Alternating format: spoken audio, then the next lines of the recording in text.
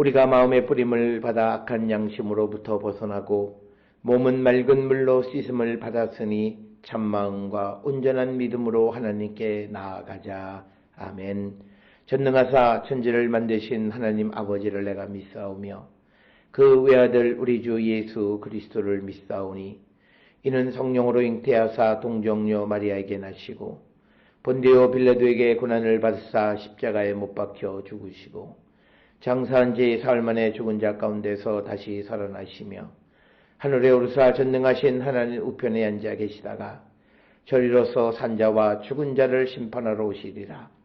성령을 믿사오며 거룩한 공예와 성도가 서로 교통하는 것과 죄를 사하여 주시는 것과 몸이 다시 사는 것과 영원히 사는 것을 믿사옵나이다. 아멘.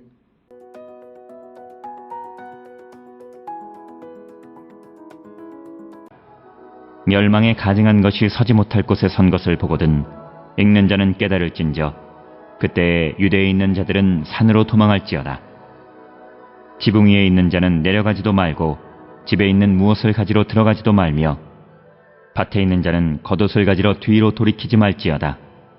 그날에는 아이벤 자들과 젖먹이는 자들에게 화가 있으리로다. 이 일이 겨울에 일어나지 않도록 기도하라. 이는 그 날들이 환난의 날이 되겠습니다. 하나님께서 창조하신 시초부터 지금까지 이런 환난이 없었고 후에도 없으리라. 만일 주께서 그날들을 감하지 아니하셨더라면 모든 육체가 구원을 얻지 못할 것이거늘 자기가 택하신 자들을 위하여 그날들을 감하셨느니라. 그때 어떤 사람이 너희에게 말하되 보라 그리스도가 여기 있다 보라 저기 있다 하여도 믿지 말라. 거짓 그리스도들과 거짓 선지자들이 일어나서 이적과 기사를 행하여 할 수만 있으면 택하신 자들을 미혹하려 하리라. 너희는 삼가라. 내가 모든 일을 너희에게 미리 말하였노라.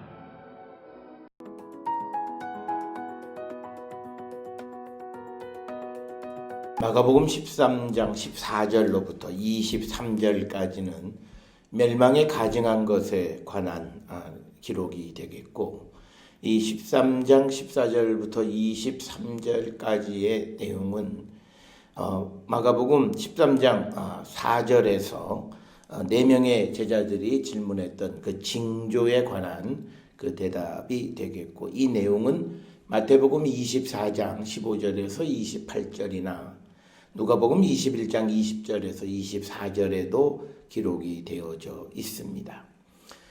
그리고 이 그 징조에 관한 그 내용을 묘사하는 표현 방식은 다니엘 9장 27절이나 11장 31절 그리고 12장 11절 등에 나타나 있는 그 표현과 비슷한 것이고, 아마도 이것의 배경은 주전 167년 시리아의 왕이었던 안티오쿠스 에피파네스 4세가 예루살렘 성전에 세웠던 이교의 제단을 아마 멸망에 가증한 것을 가리키는 것으로 이해합니다. 이러한 이해는 외경 마카비상 1장 20절부터 24절 그리고 마카비하 5장 11절부터 21절의 내용을 근거한 것이 되겠습니다. 그러나 오늘 우리가 읽은 마가복음 13장 14절부터 23절에서 마가가 어느 누구를 구체적으로 언급하는 것 같지는 않다. 그래서 멸망에 가증한 것이 무엇인가에 대한 그것을 이해하기 위한 많은 노력이 있었다라고 하는 것입니다. 오늘 본문에 보면 14절에 멸망에 가증한 것이 서지 못할 곳에 선 것을 보거든, 그리고 가로 열고 읽는 자는 깨달을진저, 그리고 그때에 유대에 있는 자들은 산으로 도망할지어다. 그러니까 이때가 언제냐라고 하는 마가복음 13장 4절의 제자들의 질문에 대한 예수님의 대답은 멸망에 가증한 것이 서지 못할 곳에 서는 것을 볼 그때다라고 이야기합니다. 그러면서 오늘 우리가 주시는 본문의 말씀에 보면 읽는 자는 깨달을진저라고 하는 내용은 예수님의 말씀이 아니라 이 마가복음을 기록하는 저자가 교회에서 예배드리는 본문 독자들에게 설명하기 위해서 이렇게 가로를 치고 내용을 기록한 겁니다. 가장 중요한 질문은 멸망에 가증한 것이 무엇이냐. 여기에 대한 전통적인 설명은 주전 167년 예루살렘 성전에 이방의 제단이 세워진 그것, 아마 그것을 아마 의미하는 것이다. 이렇게 이해하는 것이 전통적인 그런 그 이해입니다. 그렇지만 이것은 예수님의 시대와는 너무나 거리가 떨어져 있어요. 그래서 일부 사람들은, 일부 학자들은 이 멸망에 가증한 것을 주후 66년부터 70년 사이 일어났던 어떤 사건, 우리가 알지는 못하지만 성경이 기록하고 있지는 않지만 어떤 사건일 것으로 이해하기도 합니다.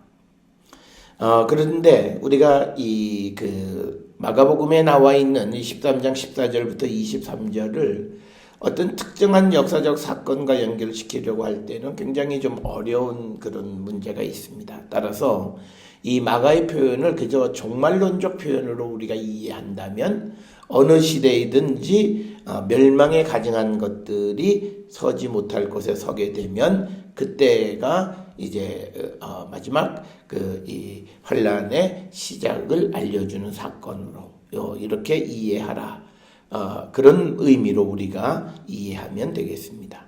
또 하나 오늘 주시는 본문에서 산으로 도망할지어다라고 하는 표현은 실질적인 산을 의미하는 것은 아닙니다.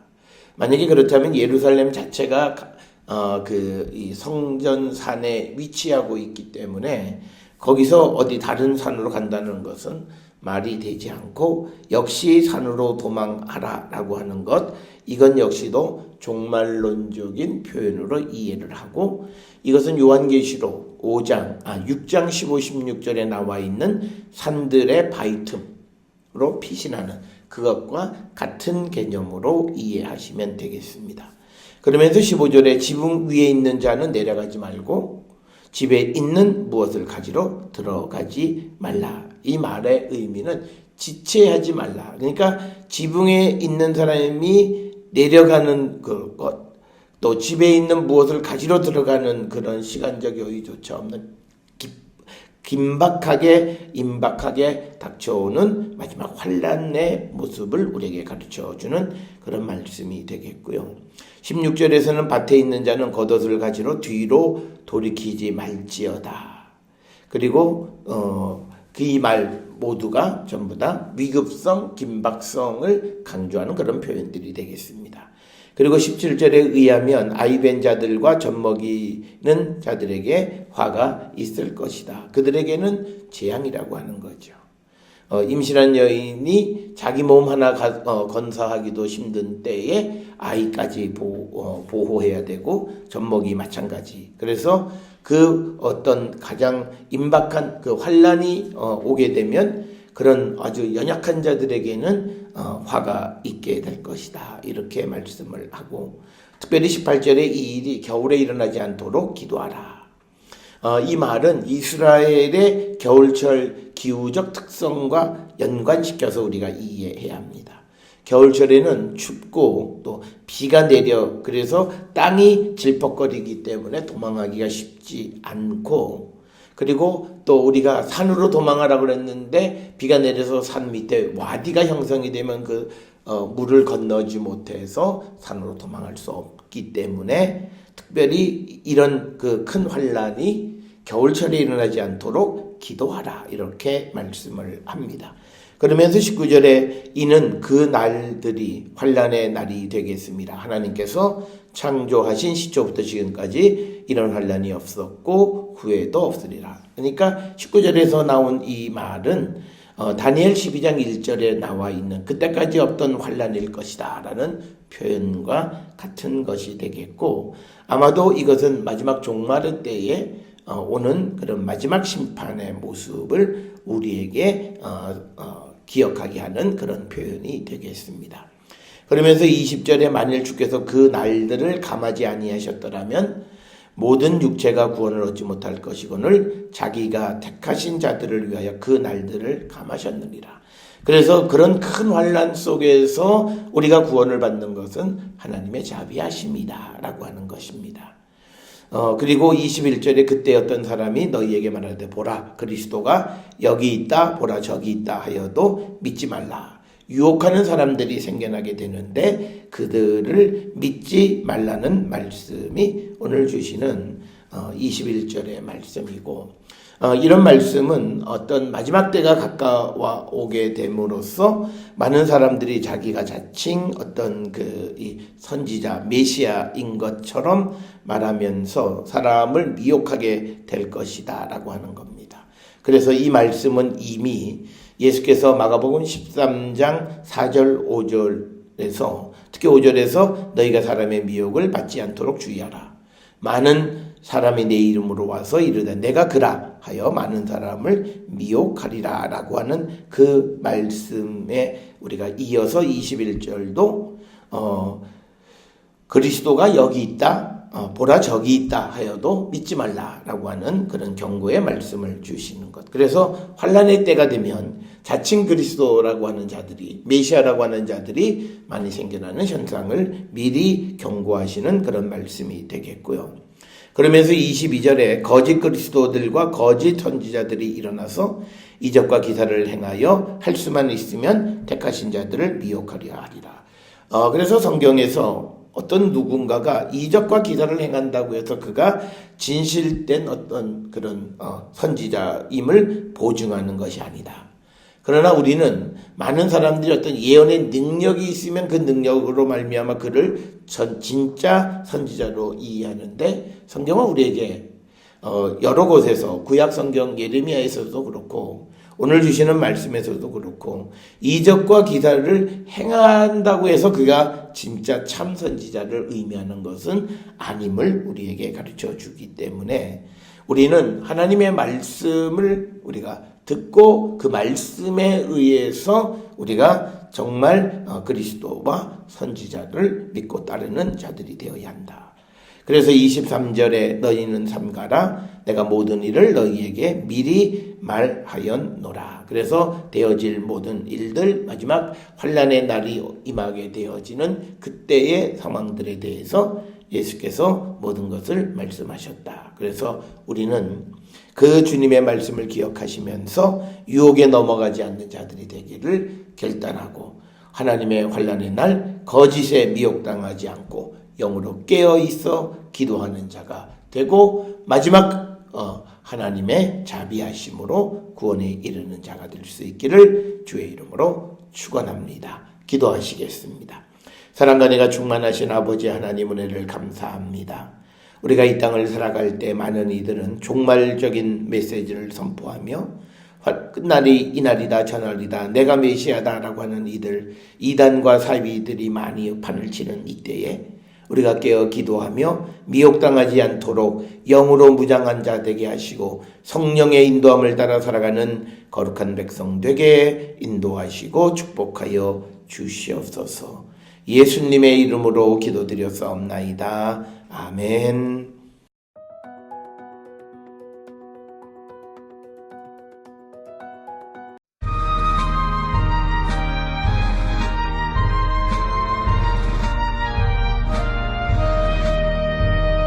믿음으로 가리라.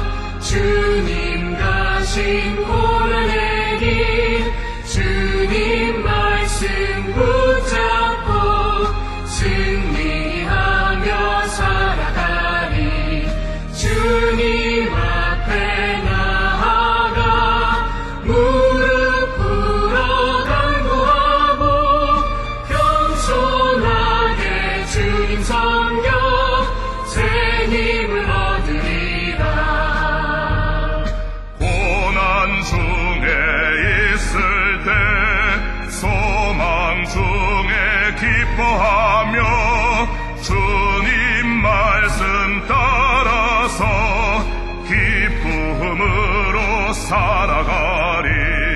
주님 앞에 나아가 무릎 꿇어 간구하고 겸손하게 주님 섬겨 새 힘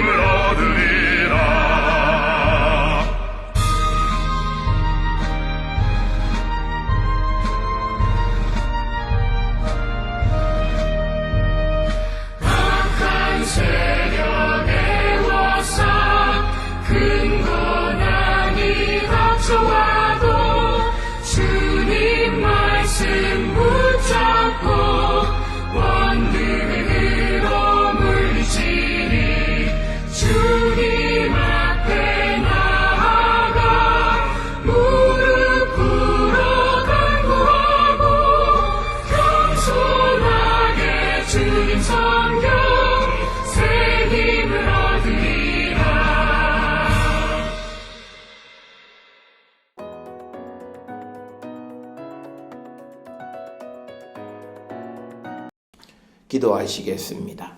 이제는 우리 주 예수 그리스도의 은혜와 하나님 아버지의 무한하신 사랑과 성령의 위로교통 역사하심이 종말의 때를 사는 자로서 미혹당하지 않고 오직 진리의 성령의 인도함을 받는 자 되기를 결단하며 세상을 향해 나가는 우리 모든 성도들 머리 위에 지금으로부터 영원토록 함께 할지어다. 아멘. 주 너를 지키시고 그 얼굴을 내게 돌리시고